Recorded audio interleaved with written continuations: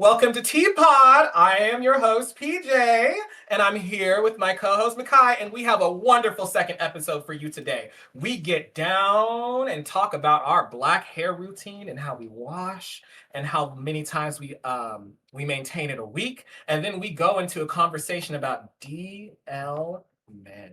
Because we have to. Ooh, We have to because talk we about have it. to. We We had to do it. have to talk about We had to. it. And then another thing that we had to talk about was anime Come because on, we're bring it both up. giant anime nerds and Bring we it wanted up. to make sure that y'all knew it. You guys are for a great episode. So lock in, let's go. Color in those colors. Woo!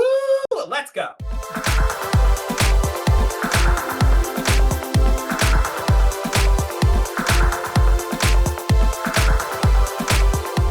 I'm so excited to talk about these topics. So let's jump right in. Hey, Makai, Yes. what's your hair routine? Oh, girl, this is the topic I wanted to get into because this has been plaguing me for a while. So I want to preface this by saying that I only work 2 days a week. Thank you. I only work 2 days a week. However, the job that I have is not the most, como se dice, lucrative.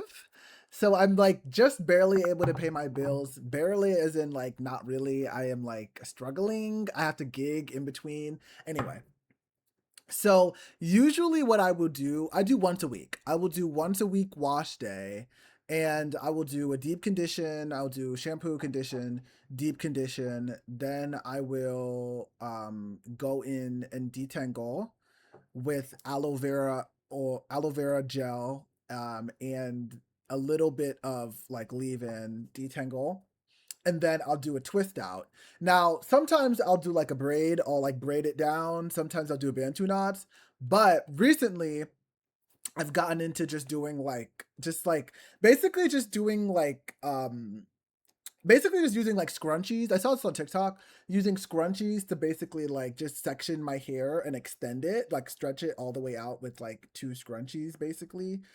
So basically, I mean, look, I don't mind playing with my hair. So I'll take a little bit of my hair and then I'll like tie it at the base and then I'll use a scrunchie to like extend it as far as it can go. And then And when then I take, yeah, and then when it dries, or like when it's not as wet, I take it out and then I like brush it all the way out. And that's how I get like my big like afros when I do. I'll post a couple clips in the chat so you guys can see some of my lovely photos. I'll do like my middle part. I kind of like to call like my cat ears. I've really liked that look recently. But I've been on the fence about whether or not I want to lock my hair or not. I've been like, I used to have locks. I'll post another picture, did but you? I used to have locks like to my shoulder. But it was high top. It was a high top fade. And I had like the sides Um, shaved. and then you And have the that's cute. yes. That's real cute. Thank you. I thought I was eating, and like I really enjoyed that look. Wait, are those on your Instagram? I might have taken. I think I took them down. Those are from high Uh, school. Those from high school. oh, got you. Yeah, Got you. Got you. I did scrub my Instagram when I moved to Chicago, just a Girl, I little should have. bit. Too many people have too much access into my phone. No, heavy on that. But no, so I wanted to talk about this because I feel like there's been a lot of conversation online about like how much is too much to be doing with your hair during wash day, how often you should be washing, hair type. There's just been a lot of discourse about like black people hating their natural hair. And I wanted to share my thoughts and then I want to hear what you think. First of all, I think that 4C hair is so beautiful and so special. And I feel like I'm very much against the grain in terms of like I don't cut my hair. I will shave my facial hair, but like in terms of the hair on my head, like I don't do my edges. Like my edges are not like cut. My edges have been my edges as long as they've been my edges. And I actually think I look good. Like my edges are pretty neat. They're pretty clean just on their own without any like haircut. Like I haven't been to a barber shop. Yeah.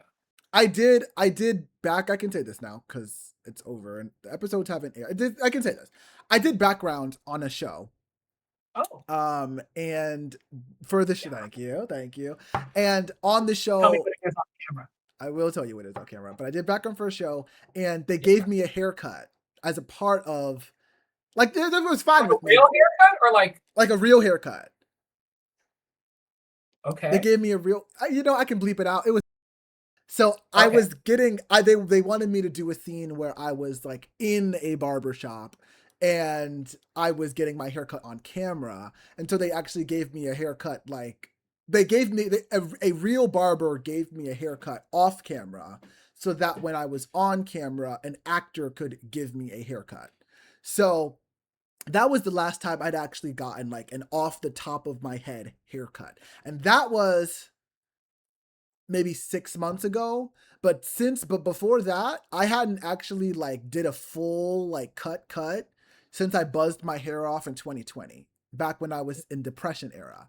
So I very much am like, my hair is very special to me. I don't want anybody playing in my head.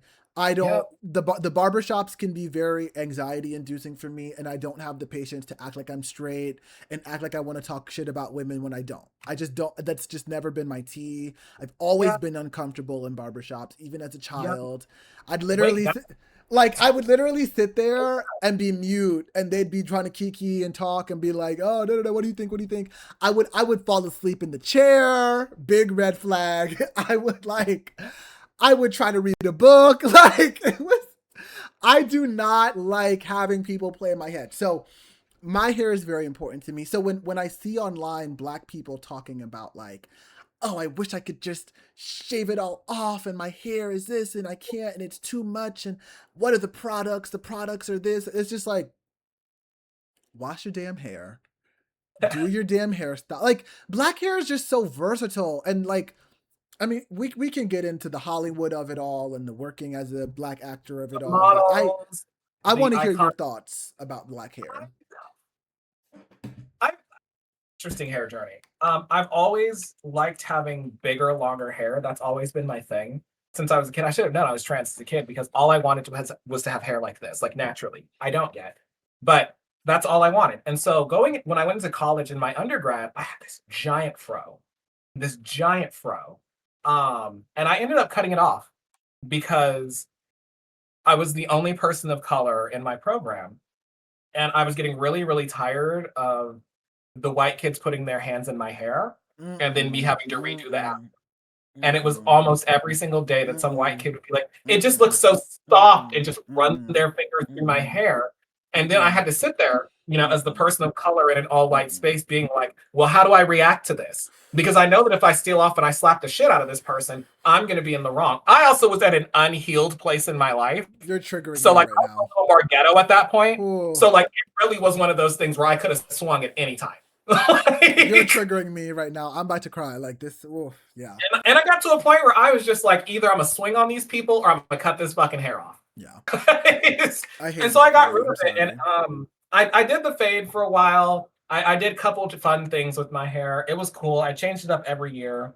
When I transitioned, and actually a little bit before I transitioned, I've been growing my hair out now since like 2019. Excuse me. It's hard, I will admit. I have what I did for a while is I would go to black salons and I would have them wash my hair, and then they braid it down, and I would just do a bunch of braids. That's what I did for a while to avoid actually doing my hair. And then I started braiding it down for wigs out here. um, I've actually recently started to I really, really, really want to be able to wear my natural hair. I don't want to wear all the wigs and like they're cute. Like this, listen, this eats, and this is human hair, baby. This is an This looks expensive ass good. wig. It looks great. So I'm not mad at it, but like I'd like to wear my own natural hair. I'd like to. I pulled up a picture actually while you were speaking because it made me think about it. I want my hair to look like this. This has always been what I Ooh. want my hair to look like. That curly fro gig. Yeah. Like that's Take a all take a I've ever. screenshot of that and send it so we can post it for people to see a little more clearly. Yeah. It's always been. It's a curly fro. I've always wanted a curly fro. I think that Yeah. hairstyle is the most beautiful natural hairstyles that a black woman can wear. And I just don't know how to do it. Recently, I've been looking up how to actually wash my hair because I didn't think I was doing it right. Really? And again, this goes back to what we were talking about before. A lot of my journey for having longer hair and transitioning and stuff, I've had to do myself. So I didn't Yeah. really have a lot of like, I wore fades for a very long time. So I didn't really have Same. knowledge on what to do when my hair got longer, right? Yeah. And so it had been getting matted. It had been getting Mm. tangled. I was doing it in the braids for a while to avoid all that. But when I took it out the braids, it was hard. What I did now, the last time, and it's why I'm able to be in this wig now, because I actually know how to braid a little bit. Okay. What I did last time, I watched a few videos of some black women with my type 4C hair, and I let them, and I watched how they did their routine. So here's what I did. Um, I went to my sink and I washed my hair and I sectioned it off. And then I would take out the sections and I would use my untangling gel and I would run my fingers through to try to get, because it gets curly, to get out all the mats and stuff. Most of it was fine. There was a spot like right here, like Mm-hmm. near my scalp, that I had to spend some extra loving on of water, gel to get those. Yeah. That took me like 10 minutes, just that one little Yeah. spot over here. Yeah. But then once you get it all out and about and it's all that stuff, then I left the leave-in conditioner in for I think an hour. It probably only needed to be like 30 minutes, but I put it in a little thing and I let it kind of sit for 30 minutes to an hour. Then I went to go take a shower. And then that's when I put the shampoo in and I washed it all while it was still sectioned off, by the way. So when you do Damn. that, I sectioned it off because that's how you get to the scalp. Yeah. That's what I was struggling with. Is like I would wash the like The half of my ends. hair getting Yeah. down to the scalp I wasn't able to get to. And so sectioning it off, I was able to get in there in the scalp. And it also, allowed me to wash more of the hair without it getting tangled because they're all sectioned off already. So Yeah. they don't have time to get tangled at the roots. And then I took that out. I actually used the aloe vera gel. I need to find Yes. I need to find a moisturizer. But I use Yeah. the aloe vera gel. And then I use that to do little mini braids in those little sections. Oh, And cunt. so I have these little braids there, and then I was able to use that to put it into a wig, which was a game changer for me. I was like, good. I don't need my hair to look good underneath the wig. I just needed to be able to put the Exactly. wig on. Exactly. So I was like, I don't have to pay $250 every single time I want to wear a wig. Baby, I'm set. I'll figure out how to style this thing at some point. But when I washed it that particular way, that was probably the cleanest and softest that I Yeah. think I felt my hair Oh, in like wow. ever, to be honest. But it was a process. That took me 4 hours. Yeah. That's the other Started, thing. Yeah. I wasn't done until like 3. When they say wash day, it's a day. Like It is that's a day. and like that's where I can understand a little bit of the frustration about like the 4C hair of it all. Something I saw, it was like a video of a hair like scientist that I saw on TikTok, but something that they said that I actually kind of helped me reframe it is like most like finer hair, yeah, finer hairstyles, hair textures usually wash their hair like more frequently, so they'll usually wash it like they'll spend like an extra 30 minutes in the shower washing their hair like daily. But because 4C hair can retain more moisture, doesn't need to be as like manipulated as often because it actually can break the strands. Like those, like if a finer hair textured person is washing their hair for 30 minutes a day for a week, and we don't touch our hair all week, that 30 minutes adds up to a 3-hour wash day. So it did kind of put it into perspective for me. So like, you know what, that's true. Like if I can spend less time manipulating it during the week, I can at least spend like the 3, because it takes me from like jumping in the shower, washing my hair to like wrapped up in a bonnet, done everything. It takes me about 3 hours to get it all done. It's a process, but it's our hair. And that's kind Yeah. of how I feel. Yeah. It's aggravating, but that's our hair, baby. This is Yeah. our culture. That's our culture. Yeah. This is a part of me. So like, I'm never gonna sit up here and be like, I'm tired of this. I want to cut it off because it is a part of me. It is part of my culture. And honestly, it kind of has its own little personality like me. It's a little hard-headed. You leave it alone, it's gonna get sassy. You try to wash her. She wants to wash, but you're gonna have to get in there. I And love my hair. I love you it. manipulate her a little bit, and she's pretty as hell. So I love my hair. I'd wear an afro if I think I have the face for it. My face is rounded out, but like when I wear my full afro right now, it's like it's given a Sideshow Bob type situation. And I'm like, Not Sideshow Bob. it kind of gives. Listen, it's not doing what I want it to do yet. I tried to do the little curlers the other day because I really want Yeah. those like little natural curls. So I was like, oh, let me do these Mm, curlers. Not my 4C hair. I'm My kidding. 4C hair came out the curls looking worse. It looked the exact same. I was like, ooh, Mm. poofy. Now, to be fair, the day I tried this was that day out here in Illinois where it was like 100 degrees outside, 102 or something like that, No, mama, that was a miss and humid already. as fuck. So I don't think there was any chance No, that no chance at all. stay down in anything. But I was happy, and getting it into those little braids. So I think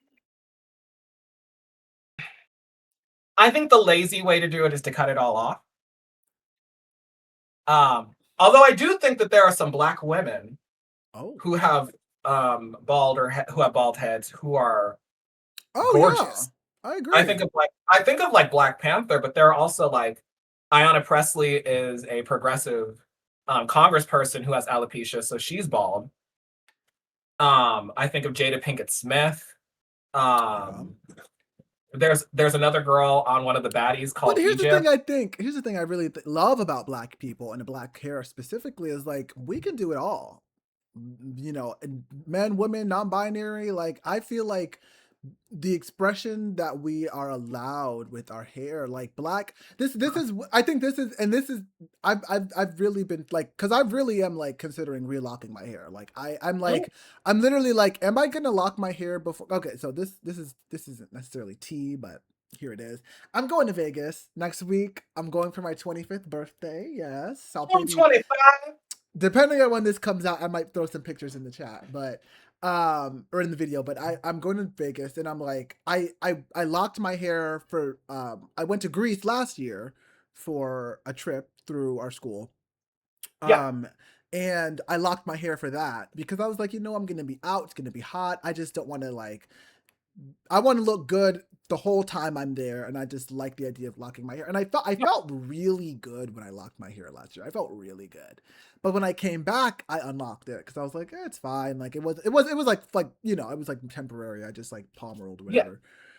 So I'm like, I'm really feeling like I want to lock my hair again. But the Mhm. only thing that's stopping me, there are a few things. Headshots, headshots. Also, just like I feel like it definitely changes your vibe. It changes your essence. A It's little like, bit. what do you go for? Like, what's the vibe? And this is like what the frustration is for me around like the casting and the type and all of that. It's like I feel like and maybe I'd love to hear your thoughts about this in terms of like Mhm. theater and Hollywood and just working as an actor, but like I feel like there is an undue expectation on black people to have their hair in a certain way or be presentable or present their hair or aesthetic their hair in a certain aesthetic. And like what I love about one of the things that I love about black hair is that it's like it's perfect. Like I see people and like, okay, let me Yeah. say this Wake it up. because Yeah. I think it's important. Some some okay. Some black people look a mess. Some black people look a mess with their hair, and it's only because they either don't brush it, they don't know how to wash We've it, seen that nappy ass hair out there. We've seen it. they don't want, and I don't even like nappy. I try not to use that kind of word, but like some And that is black true. people look a mess. And like it's okay, no, because I want to make sure I'm being intentional about what I'm saying. Yes. Some black people have not found their hairstyle, or some black people have not connected with their hair in such a way that it allows for their innate natural beauty to be shown through in the most uh, uh, uh, uh, clear and authentic way. And I think maybe that they're on a hair journey, like we're all on a hair journey. Some of them just um don't care. And I don't some mean of that them in just like don't a, care, I agree. and I don't even mean that in like a but like it's I think some of them just don't care. Insofar of like they have so many other things going on that their Yeah. hair is the last thing that they feel like they have to worry about. Or the And I want to hold time. space for that as well because I do think Yeah. that that exists. You know, if you're working 40 plus hours a week and you have children that you Yeah. have to take care of and stuff like that, you're not going to be able to find 4 hours in a day to really do your Yeah. hair. And are you going to have the energy Every week too. Like, every week? You know, I'm a firm proponent of like wear your natural hair and I don't know, put on a bandana or something like that, or a head yeah. like something like that, and you know, just dress it up a little bit. You know, Yeah. you Like, don't and always that, do yeah. it. Just dress it up. If you're gonna go in public, like put on a nice white or black bandana. You know, don't do the colors. As a person of color, don't do the colored bandanas, but white, Now black. I'll do a color bandana. I'm sorry, but I do. I'm mindful. I'm mindful. I'm very mindful, but I definitely will throw on a headscarf, a little headscarf moment. See, I used Maybe not a bandana, but a headscarf moment. See, I used to hang out with a particular crowd, so I have it in me now that I'm like, don't wear Yeah, these colors because you got to be you go to careful, the but you do wrong have to be neighborhood around careful. the wrong people wearing the wrong color. You know, some shit can go down. So Yeah, that's just me. that's real. No, that's good Dress advice. it up, you know. But I think that all black hair is beautiful I when you agree. do it. I agree. I think a picked out afro is just as gorgeous as a fade. Um, I really want to get out of the wigs and wear my natural hair. It's just not at a point where I can do it yet. And maybe in a few years I can.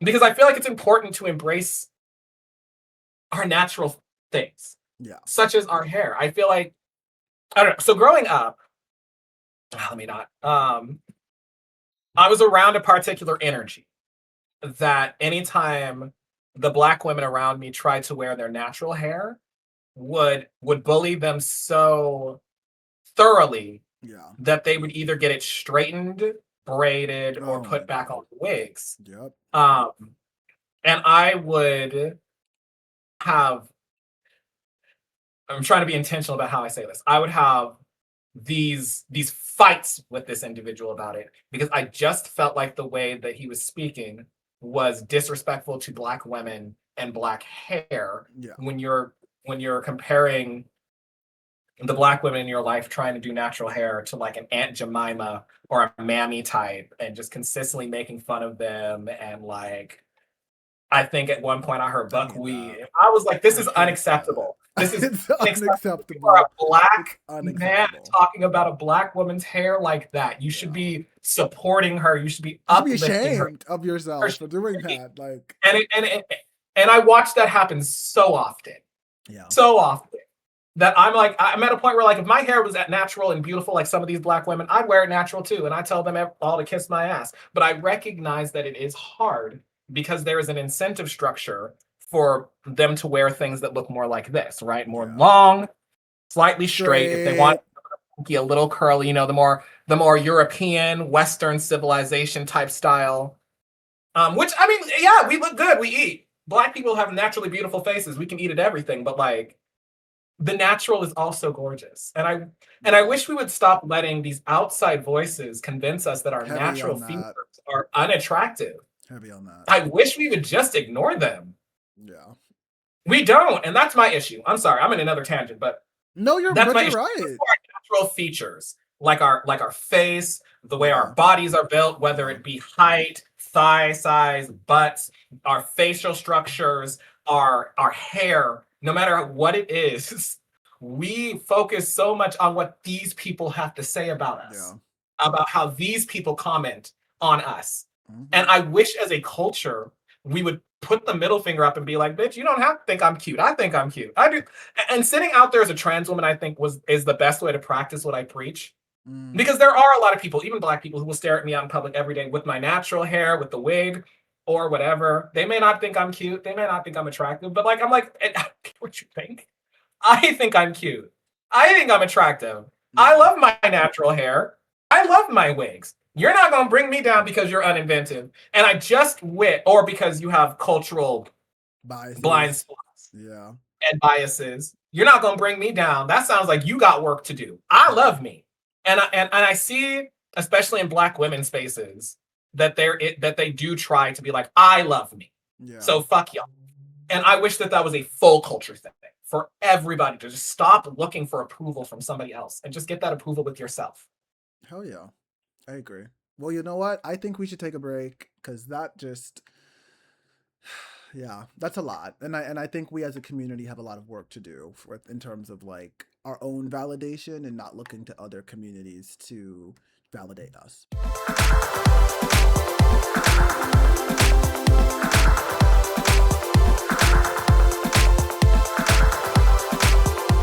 All right, PJ, I have another game for us. This is a game that we have not done on the channel. This is a game called Black Card Revoked. And Black Card Revoked is a game where you have to answer questions, and if you don't answer correctly, your black card gets revoked. So Damn, the y'all way about that to hate. I'm kidding. Let's go. so this one, you can play this game a variety of ways. But this one is called Majority Rules. So there's no necessarily correct by the book answer. But it's basically just like what the majority rules. Okay. So here's the question. If Mama sent you to the store with $5, what were you supposed to bring back? A cold pop. B, a lottery ticket. C, some cigarettes. Or D, her change.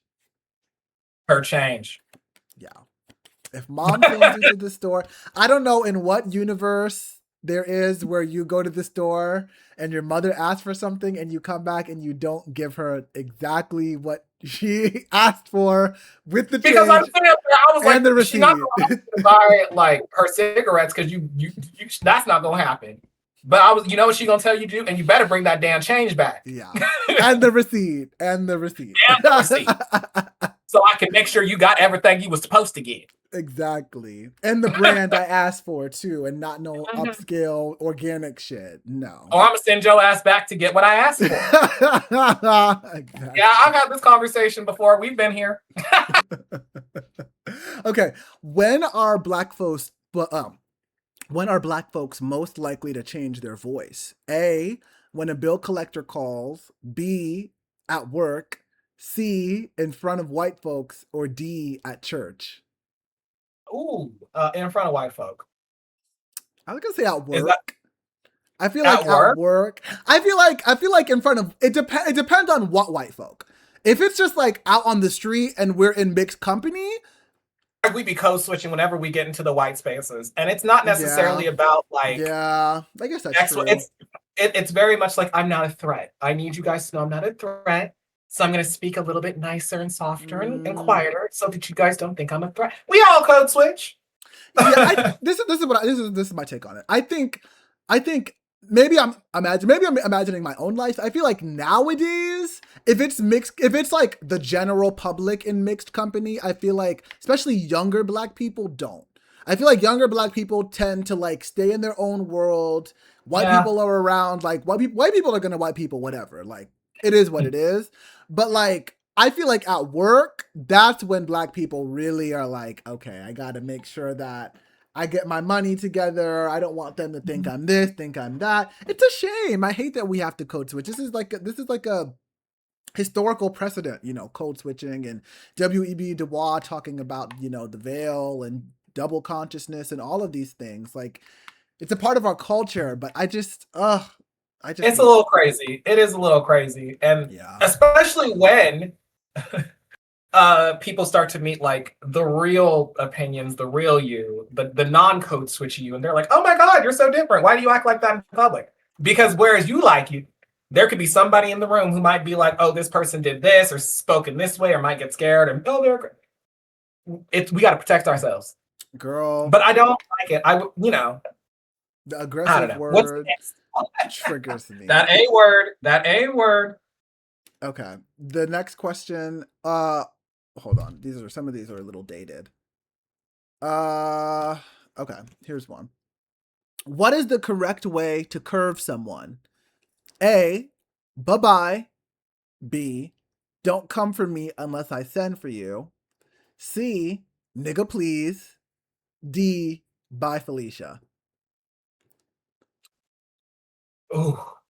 Okay. Now this one's hard because I use I use all of those in different situations. Like Yeah. it depends on it honestly depends on the tomfoolery that we're dealing with at the moment. The Yeah. tomfoolery and the shenanigans. Yeah. Um honestly want to say nigga please. I use that one the That's most so these days. real. Like, to be straight up, like I found myself the last 2 years sitting up here being like, man, nigga, please shut up. Like, so that feels true to me. Yeah, But that's real. I also know that a lot of people like to use the bye Felicia. But I I am love a Bye nigga. Felicia. I love Bye Felicia. It's a no for me. It's a chop for me. Those are my new words. Or what's the other one? Girl, okay. Okay. With the Or look. it never gave that. It never gave that. I mean, if you say so. That's a good one. If you say so. Okay, we can do a couple more. Okay. Which room were you not allowed in at your grandma's house? A, the living room. B, her all white room. C, the dining room. D, her bedroom. Probably her bedroom. Yeah, I would say I definitely the dining room was one like that we had one of my You great weren't allowed in the grandparents. dining room? See, There was like a time and a place because one of it also my family's very extended. My great aunts and uncles had like dining rooms with like china, like that was like this is the family see, it's the dining fine room. china. See, I might not be the right person for this because my grandma has lived with my parents since Mm, I was like a kid, since before I was born. So she's never really had her own house yeah, since I've but been alive. But then I've also had like relatives that have had like living rooms with like, or like family friends I've gone over and they've had like covered couches in plastic, like the whole thing. Like, I've had aunties and grandfathers who have definitely been like, hey, don't mess up my fucking couch. I'm still paying that off. yeah. Still plastic on. That's been a thing. But I know the that. the bedroom is usually, I'm not like playing in the bedroom or anything, but like I've gone in, knocked on the door, gotten some lotion kind of vibe. So it was never like a no for my family. I feel like the bedroom was like the one place where they're like, if well, because my grandma smokes, right? And she would smoke in her bed. Oh, yeah, yeah, And yeah. I had really, really bad asthma. So that was Yeah. not a room that I was allowed into and quite frankly should be going No, into. really, truly. One of my mother's family friends that I would like stay with all the time, her mother smoked all the time. And that was a very core memory of like, oh, this is like she just had the ashtray in her bedroom. And when I use her bathroom, there's smoke in it and there's ashes on the sink. Like this is the very core memory. Yep. Okay. Heck that. Oh, this is a good one. Okay. This is gonna get the girlies round up in the comments. Oh, gosh. Best television sitcom of all time. A. The Cosby Show. B. Martin. C. Good Times. D. Fresh Prince. And there is one correct answer, even though it's majority rules. And Fresh we're gonna Prince. wait. We're gonna say it on three. We're gonna say it on One. three. Okay. 1, 2, 3. Martin.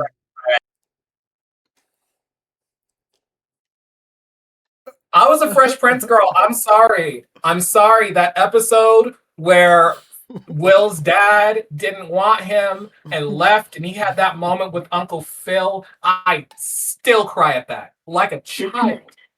Connected. um, that's a beautiful. I love that you have that opinion. I love that you have that opinion. Martin was really really good as well. We Martin weren't. is the OG.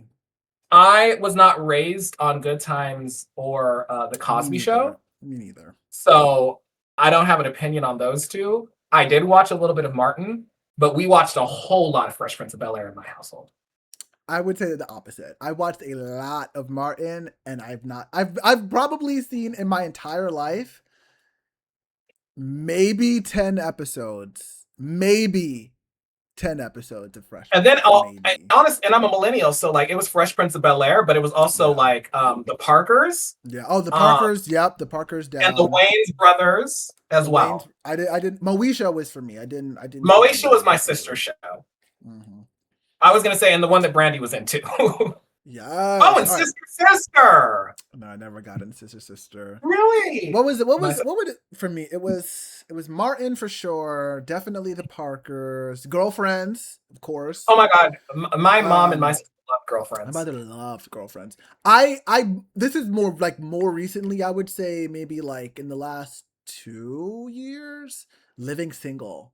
Like I just got into Living Single, and I'm like, is it good? I've been seeing it's it's incredible. I just got because back when I had HBO and I was afraid to like surf the web for shows. Yeah. I watched the first season of Living Single. It's so good. It's like it's Friends. I'm sorry, Mama.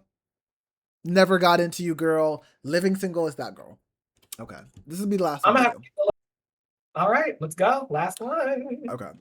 What is the nickname your mother gives your significant other? A, your little boyfriend. B, your little friend. C, that fast-tailed heifer. D, what's his name / what's her name? Hilarious. Wait, you cut out. Say that again. Say it again. You cut out. I said that fast-tailed heifer is. I ain't never brought a woman home in my family calling her no fast track heifer. They didn't like her, any of them, but they didn't. In my household, it was your little friend.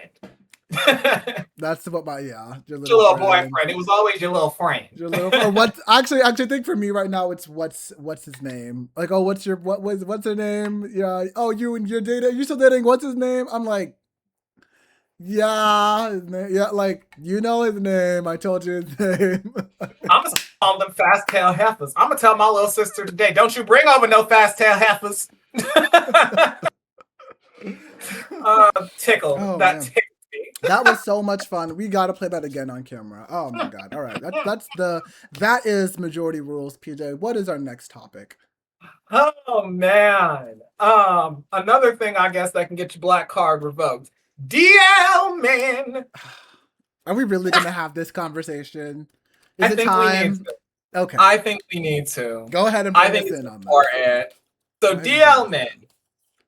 They exist. They exist. They are real.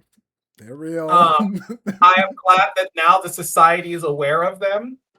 As a trans and queer person, I will tell you that we have suffered them for, God, my entire adult life. And I'm sympathetic to a degree. Sympathetic is crazy. No, because like it's crazy. My heart goes out to them. Here's why. So when I would meet up with DL men, a lot of it would be like, if I came out, my entire life would be destroyed. Oh, wow. A lot of them were living with fiercely religious, homophobic parents or uncles who have already threatened to throw them out on the street if they found out they were queer, which is crazy. Yeah. Like, if you can't love your child unconditionally, I don't know why you would bother getting pregnant or getting someone pregnant. Make it up. But that's what the procreators do. So good for them, I guess. But and I don't know. So that's where the sympathies are. I do feel like they are dangerous. I do feel like that mindset comes with a certain survival instinct that makes them feel as though harming or murdering their sexual partner is better than risking being found out that you enjoy spending time with that individual. Yeah. They also are habitual cheaters. And sometimes I think that some of the homophobia that we see from the straight community, especially women, is because some of their men have behind their back been humping on gay Talk about men it. and some trans women as well. What I will say to you, sisters, is that some of us don't even know that that's a thing. And some of us do. Some of us do. There has been a couple of times where I have met up with a dude and we've had a lovely time. And then I've gone about my life and they've popped up in like the people you may know on Facebook or Instagram. Ooh. And then you see them with their family. And then you sit up there and you like you click on it. How does Facebook get that data too? Because they pop up and I'm like, and then you click on the profile and you go through their photos to try to figure out like, were they with this person when we met up? And then you're just like, oh no, oh no, oh no, girl, that's happened to me so many times. ooh. Where like I was unknowingly the person Now PJ who, and I was like, and so that's why I stopped doing it. The last time I saw that happen, I was like, and this is such an interesting conversation because I think I have a very different perspective with DL. dude, yeah, and yeah. go ahead, because I'm coming from the perspective of like as a trans. No, woman, no, of right? course. So trans women are more likely to be murdered by a DL guy because he's afraid of his friends and his family finding out that he enjoys the company of a trans woman, rather than 10 toes down for the trans woman that he enjoys the company of. This is what I find interesting about DL men, and this is what I find. This is just my take on it, on a couple of things. You just brought some stuff up, so I obviously present masculine. I understand that, and that's a tension that I face and fight in my own understanding of identity as a non-binary person. But I also accept some of those privileges, and I am able to kind of like live and exist in gay male spaces as well. And so it's interesting when I hear like this conversation about DL men come up, because it's hard for me, because I think that now, especially now in 2026, I mean, we say this every year, 2026, 2077, 2024, like you would think at a point we would just learn the lesson, but like, no, I don't think that there is, okay. This is because it brings up a lot of things for me. It brings up conversations about monogamy, and it brings up conversations about authenticity. Because for me, I already just don't like the monogamy conversation. I am very much an open girly. I very much am like a poly girly. I'm not in a polygamous relationship right now, but I think I could be open to an experience like that. And so for me, like, you know, the DL-ness of it all, I feel like a lot of these DL men are just bi. Not all of them. I think a large portion of them are probably bi, pan, maybe they are just straight up gay. Like, these men do not have the like you said, the freedom to express themselves in their full queer experience. And so like, yeah, like it just makes more sense for them in their minds to just be DL. And I also do think that there is a difference. This also brings up a conversation about like language and trade and DL and all of these other like language things, but there is a difference to me about being DL versus being closeted. yeah. And so like these DL men, I think what is so unfortunate to me about DL men is obviously that they can't just be themselves. They can't just express their authenticity. But it's also like, you as a DL man, if you are identifying yourself as DL, you do have a space in the queer community. And you do know, like, at least maybe you don't have the maybe you haven't given yourself the permission to accept that identity, but like fully accept your queerness. But like, you as a okay, I'm getting my things muddied up. I think a lot of the time DL, specifically DL men, know that they are queer. It is not like a question of like, if I'm queer. Sometimes it is. I think a large portion of DL men know that they are queer and actively are choosing to engage in queerness, engage in queer culture, engage in queer sex, and are actively choosing to like be discreet about it and not be open about it, which is fine. I think that that's fine. I don't think that you have to like put your sexuality on blast and like the minute you have sex with a queer person or have a queer experience, you have to claim a label. I don't think that you have to do that. If you want to be somebody, this is just my opinion. I think if you want to be somebody who like dates women and want to like be discreet and have encounters with other men or other queer people, I think that that's great. But what I don't like is the flip-flopping, like the flip-flopping, the homophobia, the like the external homophobia, but exactly. the internal homosexual. I don't like that because DL men, and this is sad, but DL men do play a role in our community. DL men, and they're gonna eat me up in the comments, but I'm just gonna share my opinion. DL men provide a lot of queer people with a certain kind of fantasy, and I think, and this is just my wake that up because we gotta wake it up. We gotta wake this shit up. We gotta wake it up. DL men provide certain queer people with a fantasy of getting to have sex with this outwardly masculine presenting person who's in a relationship with another woman, and there is a little bit of the like eroticism around the shame and around the secrecy. Now, this is my take on it. Listen, you're not wrong. I think that we can do better for ourselves. I think that we can aspire to better, but you are not wrong about the fetishization. I think I agree. I am somebody, this is how I feel. Okay, because some of my friends deal with DL men, and I've always echoed and repeated the wisdom I've gotten from my trans siblings and my trans sisters who say DL men are dangerous, especially if they get caught, especially if they feel like their masculinity is being threatened.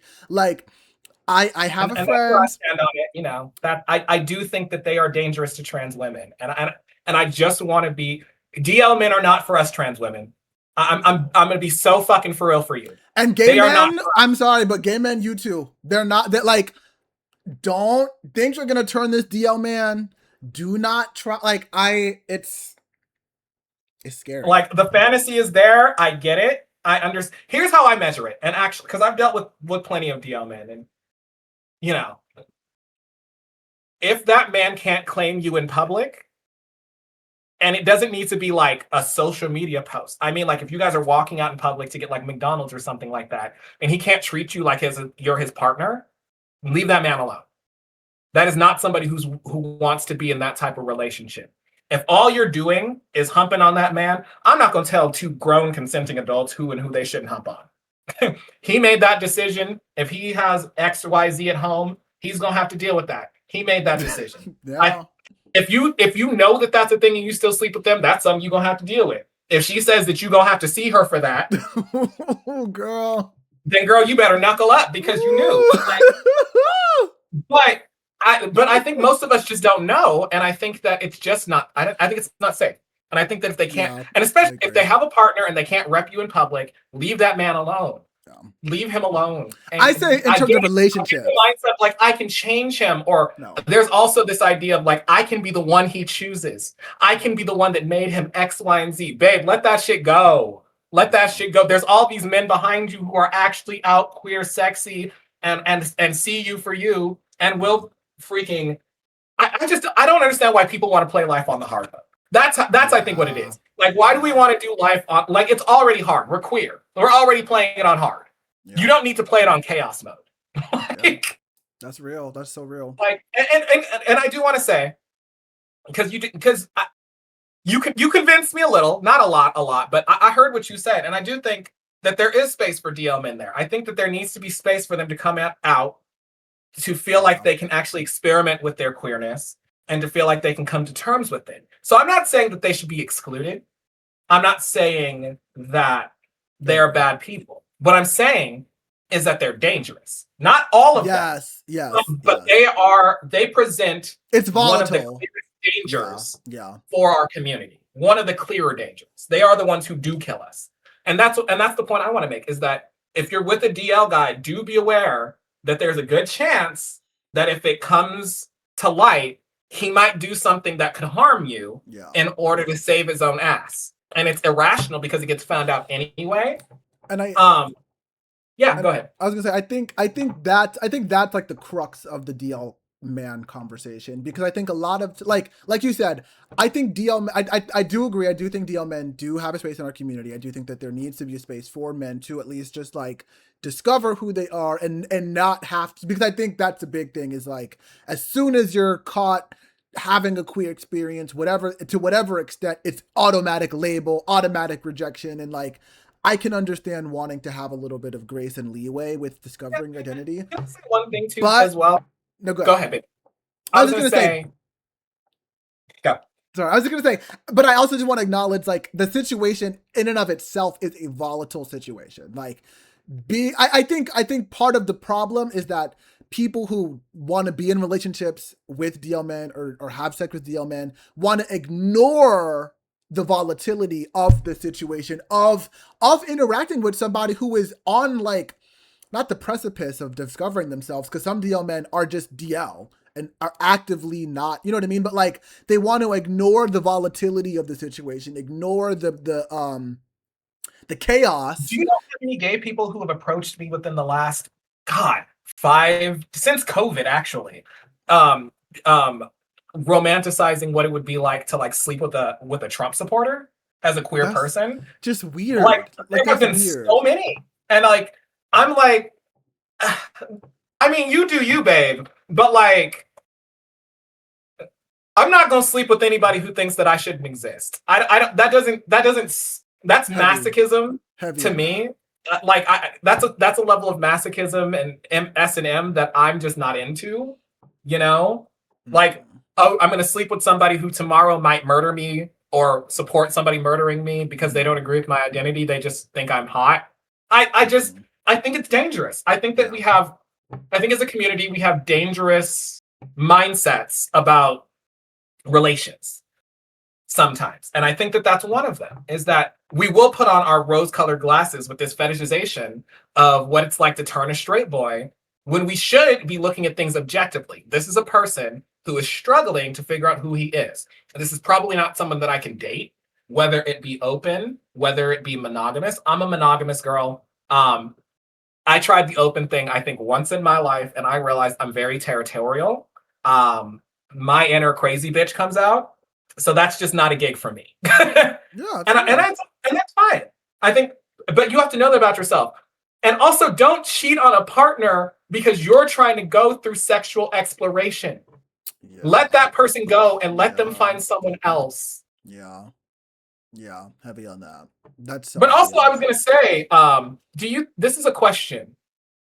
I think you have more proximity to this particular culture than I do. So this is a question. Do you think that the reason that certain DL men don't want to come out as being bi or something like that is because heterosexual women would take them off of the mating thing, and they feel like they're being bullied by their counterpart? Not bullied, but they feel like they get attacked by the heterosexual women?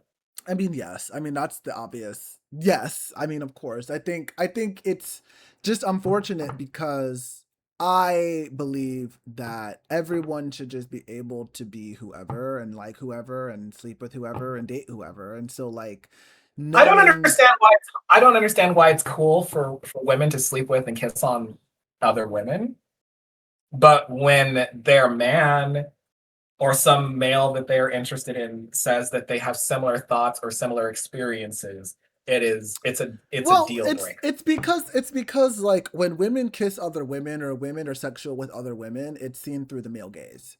And so when men do that with other men, it's like immediately feminized, immediately. But I've heard women, I'm sorry to interrupt, but I've heard women defend it as well. I've heard women be like, no, it's okay if I do that. I mean, I'm a girl. Yeah. Like, it's okay.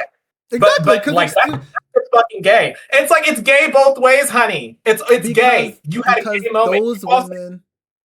those women view it through the male gaze though. Those women are like, oh, it's okay because society will keep me, like society won't punish me as Hatred. severely for being a woman kissing another woman, but a man kissing another man is cardinal sin, carte blanche, a bad thing. Like, don't be a man kissing another man.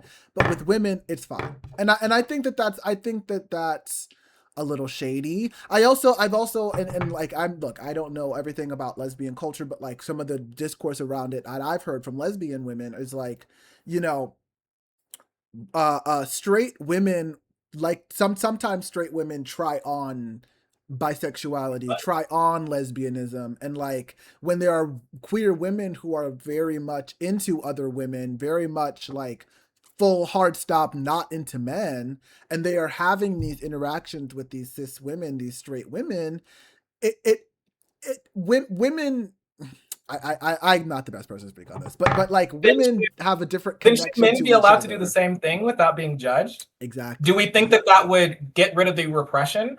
I would think that heterosexual women would want a male who has feelings about men to have had a chance to experience that so that he knows what he wants, so that you don't have to worry about 10, 20 years in a marriage, him going out there and humping on somebody like me without us fucking knowing what's happening. And now you're cheated on, but you've had his baby and you guys have this life and he's doing all this other stuff and now your world changes. I would think that you would just want them to go out there and experiment and either get it out of their system or at least have clarity about where they're at so they don't feel like they need to do some behind the scenes nonsense later on.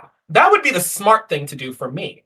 Right? Am I wrong? Am I looking at No, I think what you said about territorial comes up. I was watching Nicole Byers' podcast a while ago, and something she talked about was like wanting she was talking about why she couldn't do an open relationship and how she's territorial and how she would feel like if you went to somebody else she would internalize that and take it personally as feeling like they're not enough.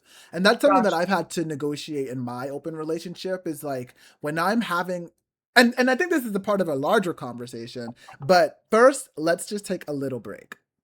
absolutely. We'll be back. We'll be right back.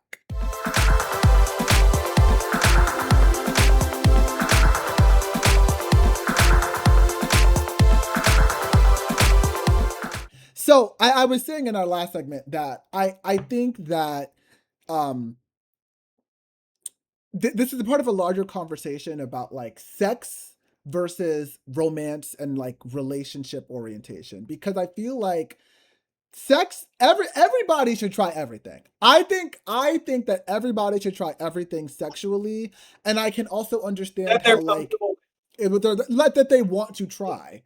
Yes. Um and I think that a lot of times in like cis hetero relationships, there is this expectation of like singularity. I am the only person. I am the other. I am the soulmate. You know, I am the one that you go to. You don't look at any other girls. You only look at me. And if you look at any other girl, then you're cheating and you're a bad person and you've expressed attraction to somebody other than this person that has been designated by society as being yours. And I think that if women and men could just like, if they could just like allow themselves to be in that amorphous space, allow themselves to be attracted to other men, attracted to other women, and maybe it doesn't lead to sex. Maybe it doesn't, maybe you finding that guy on that TV show attractive doesn't mean that you want to have gay sex. Maybe it just Listen, means I'm, that you have an attraction to that human being and there's I'm gonna something piss about off the their whole essence that I'm gonna piss attracts off the you. whole percentage of our population. Sexuality is a spectrum. Nobody is Yes, 100 one or 100% the other. You guys want to say that you are because you're doing this cultural posturing, and I that's cool if agree. you do you. I'm I not going to agree. ever sit up here and tell somebody that they're not who they tell me that they are. That's just not who I am. But let's be real here. It's a spectrum. There are a lot of men who think that other men are attractive, but aren't necessarily interested in pursuing a relationship, whether it be romantic or sexual. Just from a distance, they're like, yeah, that dude looks good. That's a real thing. And that's okay for you to figure out for yourself. I You could be agree. someone who is I think that women, because I consider myself bisexual, I think that women are so gorgeous. I think that they are some of the most gorgeous creatures on this planet, right? I'm not somebody who wants to like do things one-on-one with a woman at this age. And quite frankly, I've realized as I've gotten older, my entire life, that's not been something I've been interested in. But I would make out with a woman. And I have. And so when you talk about like sexuality, sometimes that's really it. And that doesn't need to be bisexual. I can still say I'm queer if I wanted to. But I always say I'm bisexual because I would make out with a woman. I would. But and I'm okay saying that. And I feel like as a society, we need to be okay being able to put those parameters onto what we like. It's also, I wanted to say, because we said everybody should be able to have whatever sex that they're comfortable with, unless you're hurting somebody. I want to give that as well. Unless you're causing harm to somebody, don't do that. That is not a sexual experience you get to have, or it's illegal. But like, I do think that people should be allowed to explore their sexual identity as much or as little as they are comfortable with. There are some people who really and truly are not interested in having sex until they have found that person. Yeah. And I don't think that that's a bad thing. And then there are other people who like to. I watched some interview. I forget who was saying it, but they were like, "I like to try it out first before I commit. I like to make sure I like it before I stay with it." And there are some people like that, and I also think that that's okay. I'm not in a sex repression country type of gig. I think that the more you find out what you like, the more sexually intelligent you will be about who you are and what it is, and you'll feel less repressed. We're such a repressed nation. Yeah. We really and truly are about our sexuality, really about our knowledge of sex, about the way that we interact with other human beings, about how we form romantic relationships. We're just a very repressed country. Like even now, I'll talk to people who are in relationships and I'll be like, damn, y'all don't know what the hell y'all are doing. Like, you don't know do you even want to be in a relationship? Or are you just there because you're lonely? Or because it's expected of you. Or because it's expected of you. And I'm going to tell you, I had a conversation with my mom recently where I told her, because we were talking about how my generation and your generation are not necessarily producing babies. My generation or her generation? My generation and your generation. And my generation. You. Okay. Gen Z and millennials are just not getting married and having babies at the same rate as everybody else.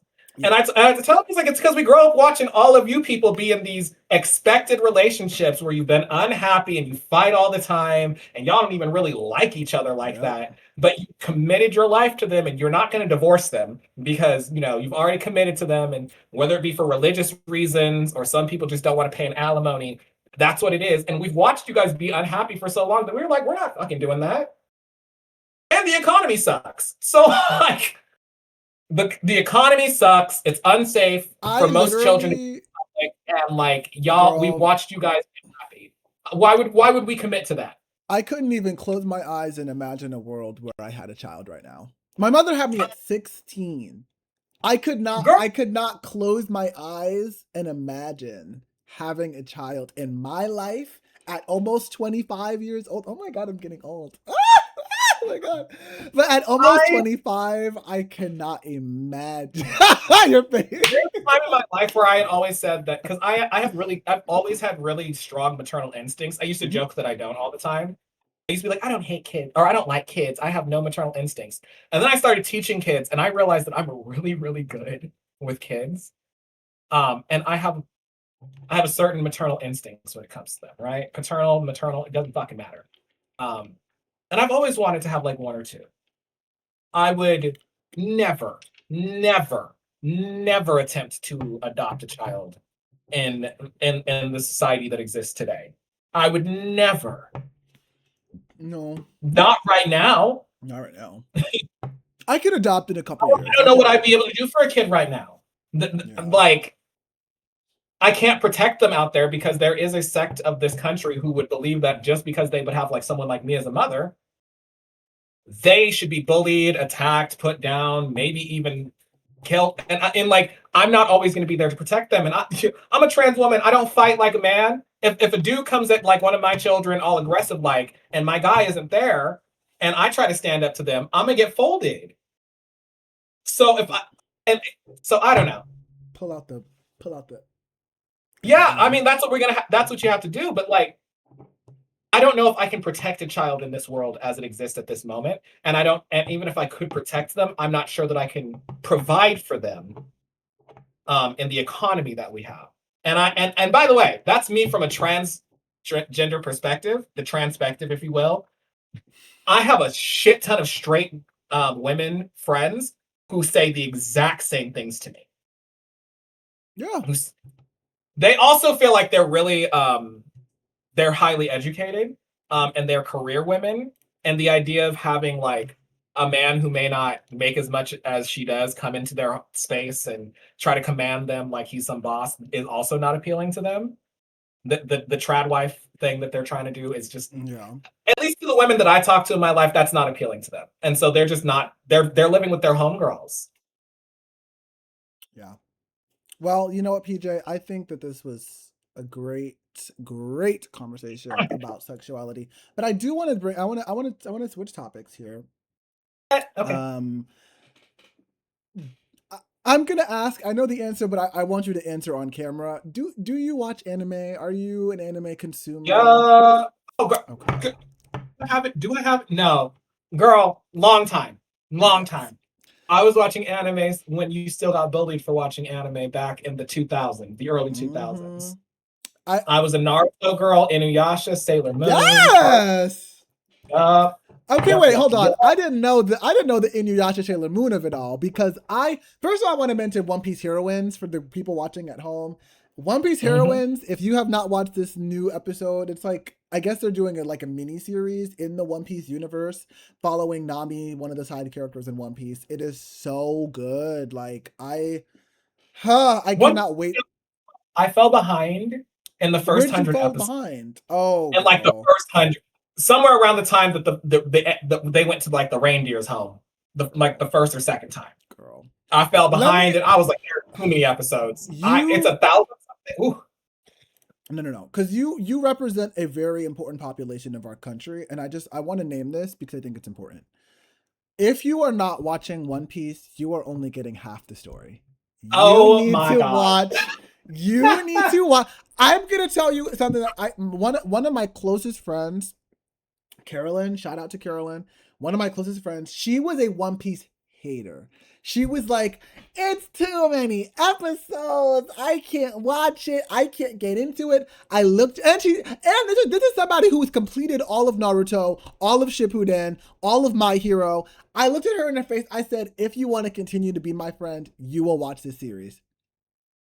And she watched, and I said, watch the, there's like a specific, I don't remember what the movie's called. It's a specific One Piece movie where it wraps up the first 6 arcs before Arlong Park. It's like a quick, like, here are the characters, snapshot.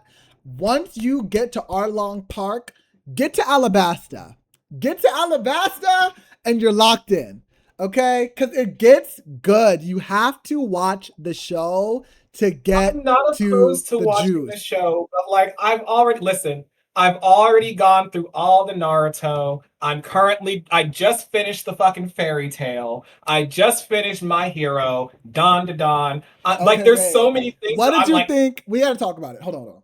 I've been clocked into some of the things. So for me, I'm like, there's all these things I'm trying to catch up on. So it feels like going back to catch up like 600, 700, 800 episodes is a little crazy. Now I could do like I did Fairy Tale, where I sprinkle it in as I go through the week and just a little bit of at a time, and through a year it'd be caught up. But like, you have to watch it, PJ.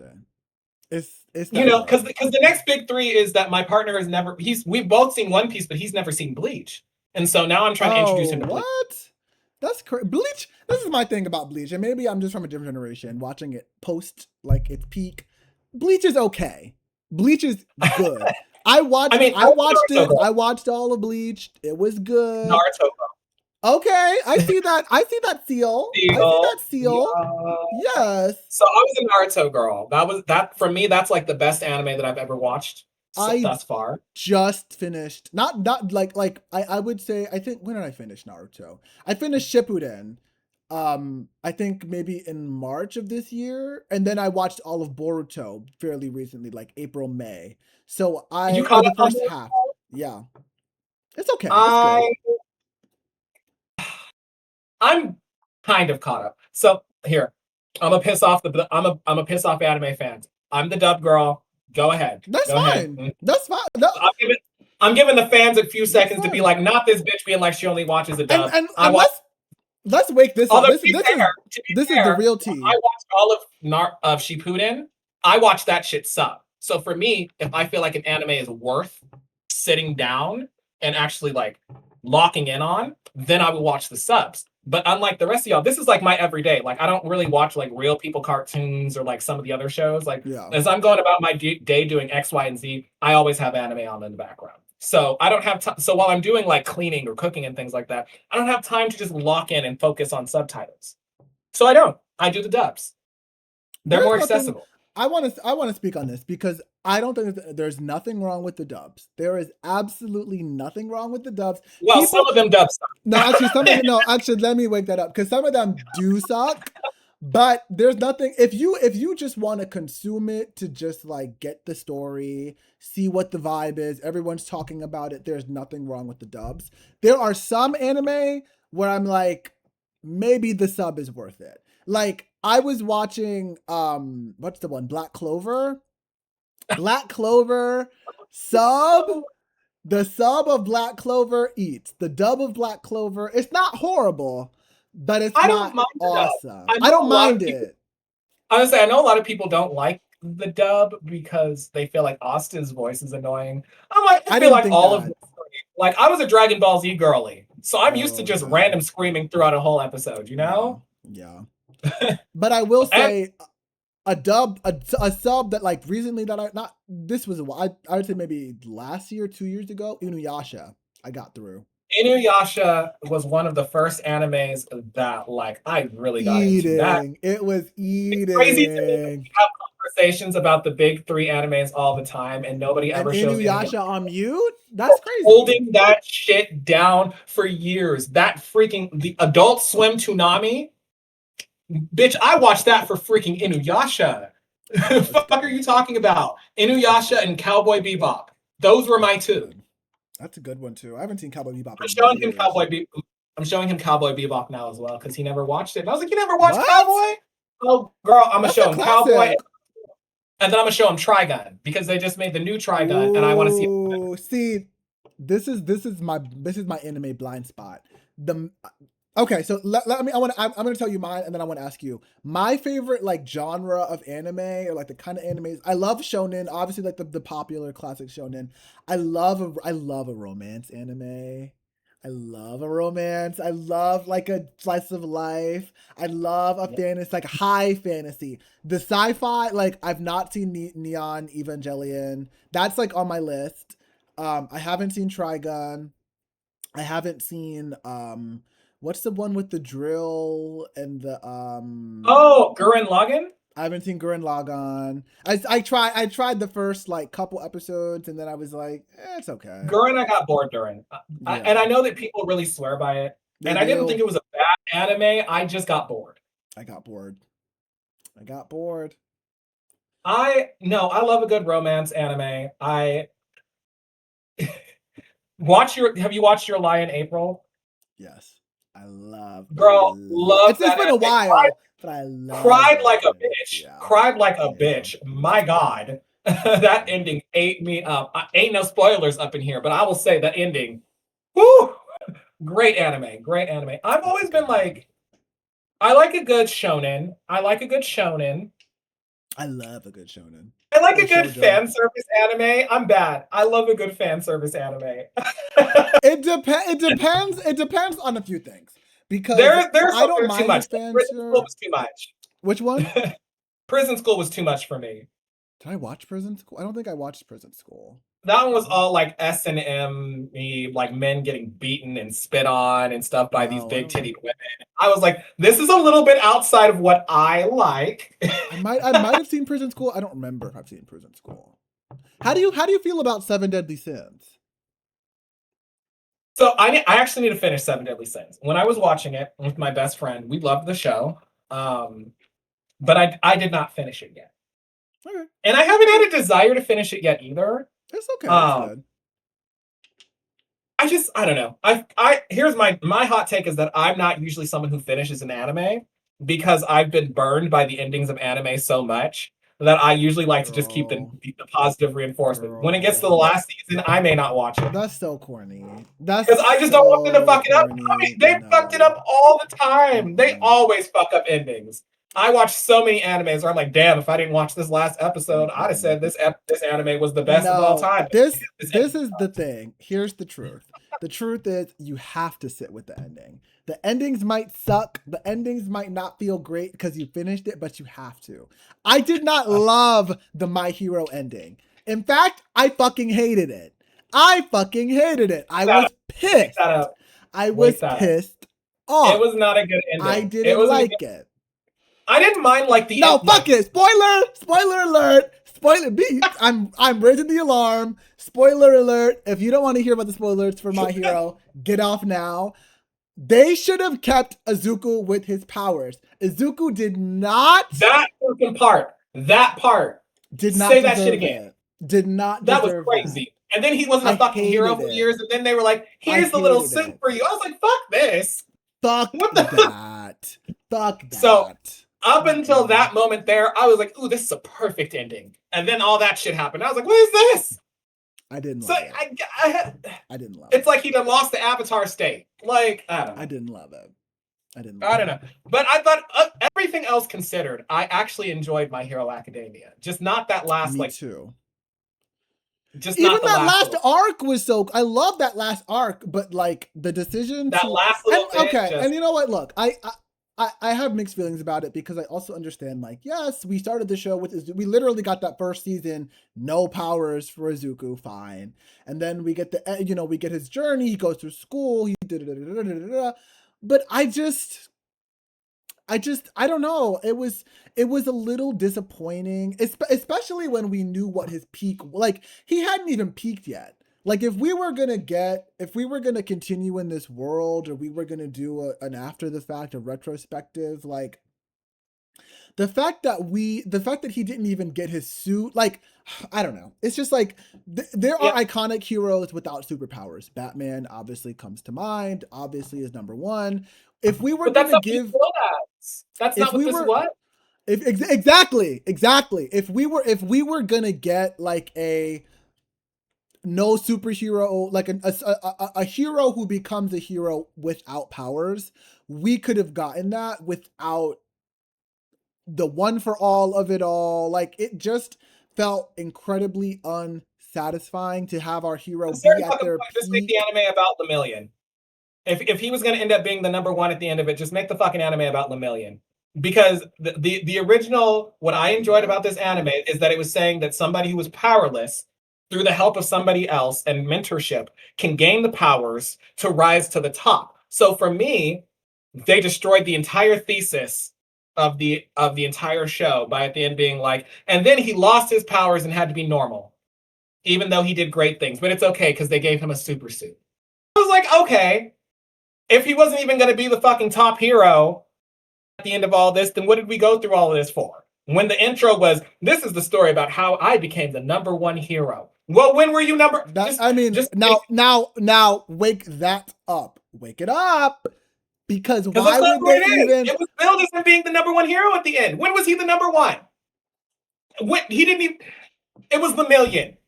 And then like number two was like what? Todoroki? Mm-hmm. Who is so hot. But let's wake this up too. Todoroki is the hot man. I know that a lot of people there's a lot of Bakugo stands out there in the world. Bakugo has anger issues. Y'all leave them toxic men alone. I don't understand why we always want to go for the toxic ones. Todoroki is right there. Midoriya though, but Midoriya. I'm basic. You're a Midoriya girlie? Midoriya girl. Okay. Midoriya. It was Todoroki or Hawks. Those were my two. Oh, Hawks was fine though. Hawks was fine. But My Hero Academia though, I did think my hot take, My Hero Academia was the true successor to Naruto. They kept trying to say it was X, Y, and Z. My Hero Academia was the true successor to Naruto in the culture.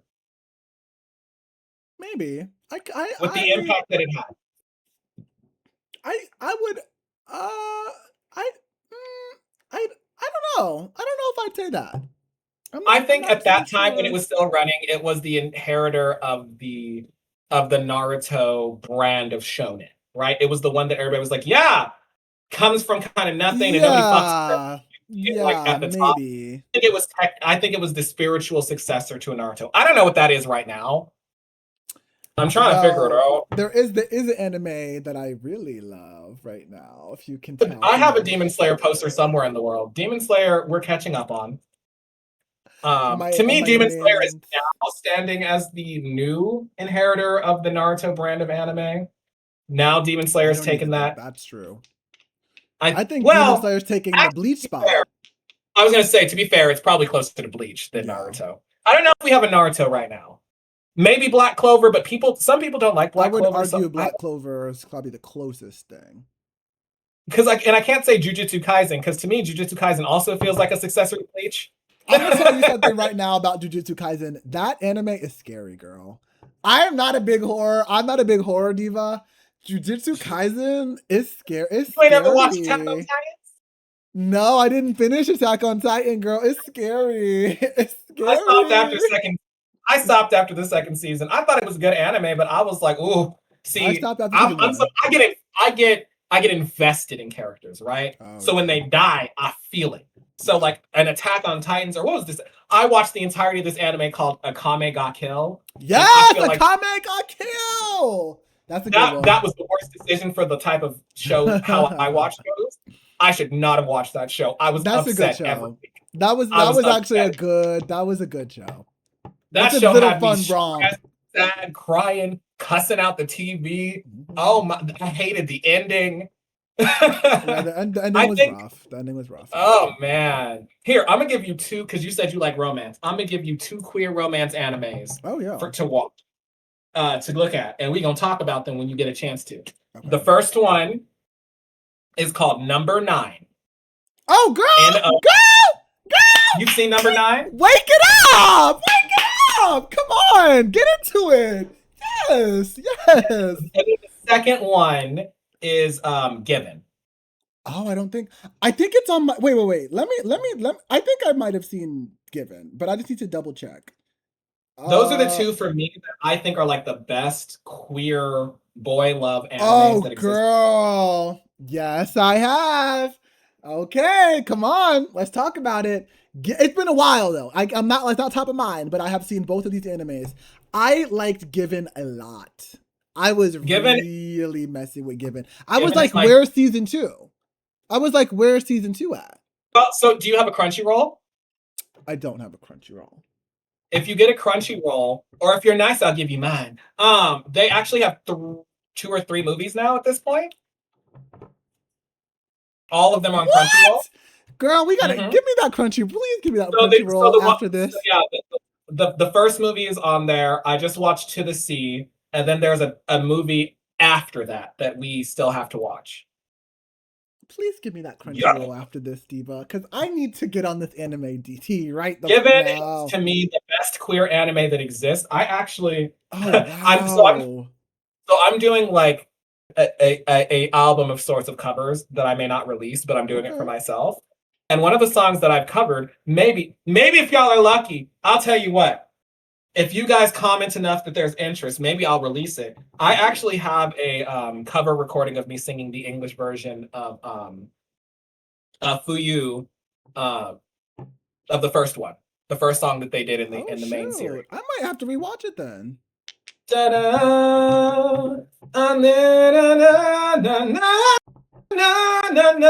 Yeah, I have a whole. I recorded that whole song.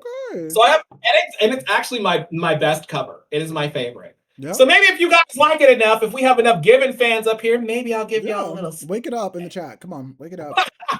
Okay. Wait, what anime are you watching right now? Let's do this. If you could tell people what 3 anime right now to invest their time into, what 3 anime? I'm putting you on the spot. What 3 anime would you tell people to pay attention to right now? Okay. Hold on. I gotta fish out my list because I have a watch list of things and I literally just forgot like what shows I've been watching. Oh, okay. Okay. I know it's not for everybody. I know that the game is probably better. You have to play through the game and all that. Go watch Danganronpa. Just go watch it. It's fine. I'm sorry. I'm sorry. I know that is not the best answer to give right in this political moment, but it's tea, and it's not like I like Danganronpa.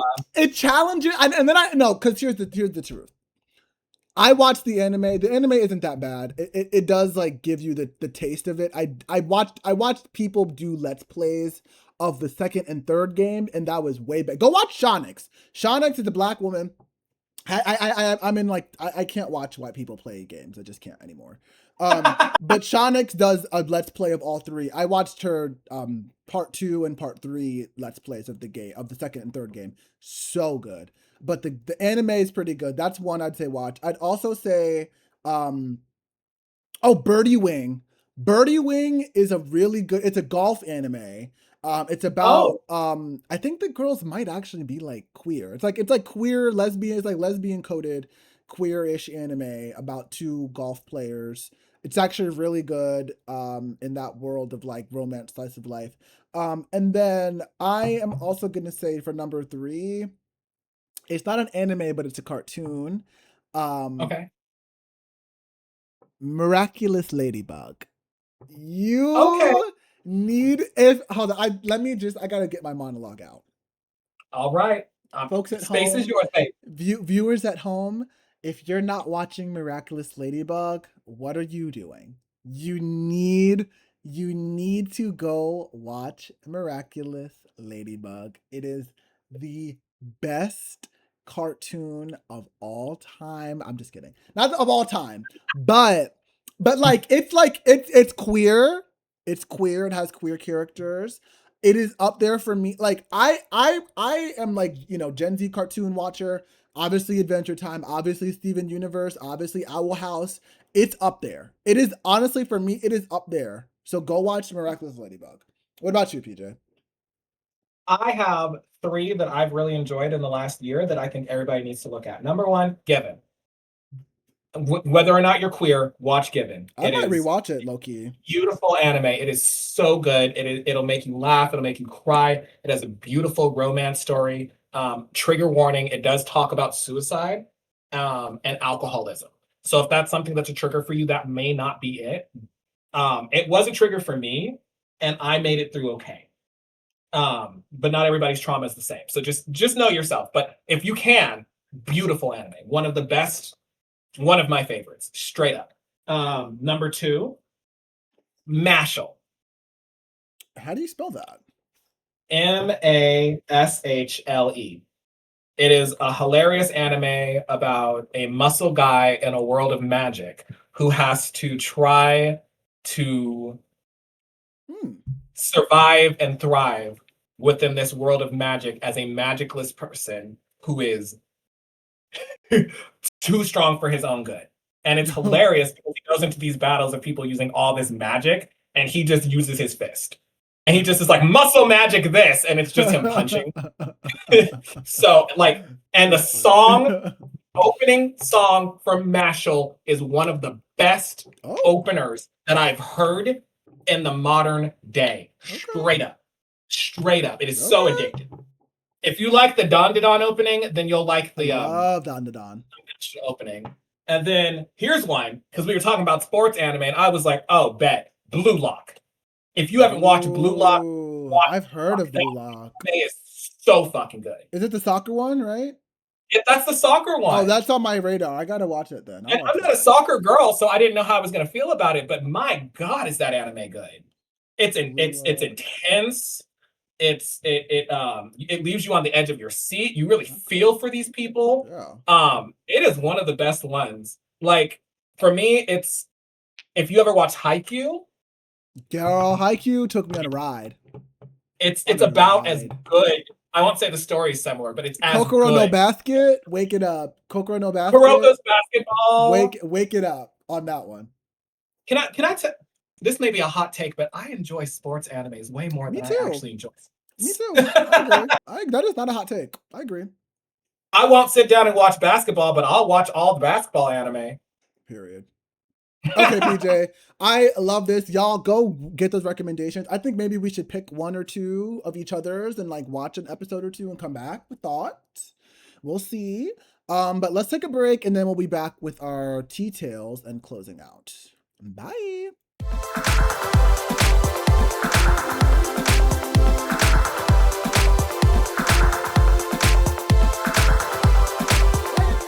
All right, we're back. This is our segment we call Tea Tales, where we just share a little something we've learned recently about ourselves, about our queer identities, about our queer experience, living in a queer body. And I will start. So, my tea tale is this episode. Like we've started this podcast. We have like started this journey as two queer trans non-binary individuals, and this is kind of like our first couple of episodes that we're getting up, and just like having an opportunity to express myself and kiki with one of my dear friends who I don't kiki with enough. Like it's just, I feel really happy and really gratified to just be in this energy today and just having an opportunity to do this, because I don't feel like there are enough opportunities to run my mouth. So that's my tea tale for today. My tea tale for today. It also has to do with this podcast. I think part of the reason that I wanted to start this, and I'm happy that I'm out here, and I'm so glad that my co-host hit me up during my times of hiding from the public, and literally begging somebody to come help them. This is it's been really, really nice. I feel like there's a lot of conversations happening out there. A good portion of them include our community, and I don't see any of us actually out there being a part of the conversation. And the ones who come out there, they allow themselves to be bullied out of the space. And so what I've learned from myself in this body is that I'm a lot stronger than I think I gave myself credit for. I think I let them convince me that I was more scared than I actually am. And I am an audacious bitch. I don't give a fuck about these clothes. I walk into a room and let people stare. Go ahead. I'm pretty. I made myself pretty today. At least you're looking at a good canvas. And with my voice, as well, part of the reason this has been hard for me as well, is because my voice is just, it's a little deep, right? And so sometimes it stresses me out. And it's kind of a twofer as well, is that this is also giving me confidence in my speaking voice again, and using my speaking voice out there. Whether or not people agree with what I say or like what I say, I'm out here, I'm doing it. Yeah. And I'm glad you're here. I'm glad that our audience is here, and they're engaging and they're watching. Yeah, thank you guys. Yeah. And yeah. I don't know. I'm trying not to get off their text because I'm too pretty and it took me too long to do this makeup. I ain't gonna see me cry on TV or YouTube or wherever. I don't think I actually mentioned the aspect of what I learned. I think what I learned, or what my takeaway from the experience, I think, is just that like it's not that hard. Like I think sometimes when I'm making my own content and I'm out there, I get so in my head and I'm like, do people care? Do people know what I'm trying to say? Do people get it? And like, I feel like having us have done these first couple of episodes, I feel really, I feel like I've learned that sometimes you just need to like let it go and just like wipe off all the fear and just kind of put yourself out there and trust that the girls who get it get it. Would say water off a duck's back. Water off a duck's back, honey. All right, water off a duck's back. All right, that's really all I had today, PJ. Do you have anything else you want to say? Anything you want to plug? I'm good. Yeah, no, I have nothing else to plug. We'll see you guys next episode, right? Next episode. Love y'all. Wait. If you guys are watching any anime or any or anything. If there's anything that you think that we should watch and talk about, whether it be anime, we were talking about audiobooks, the last episode, whatever it is, comment that. Yeah. Give us something to do. You know what I mean? Give me something to do. Yes, come on. Be an ally. Be an advocate. Come on. Be an advocate. We don't need allies. We need advocates. Advocate. Yes. All right. Thank you guys. And we'll see you guys next episode. Remember Bye. to see the world with a little more color.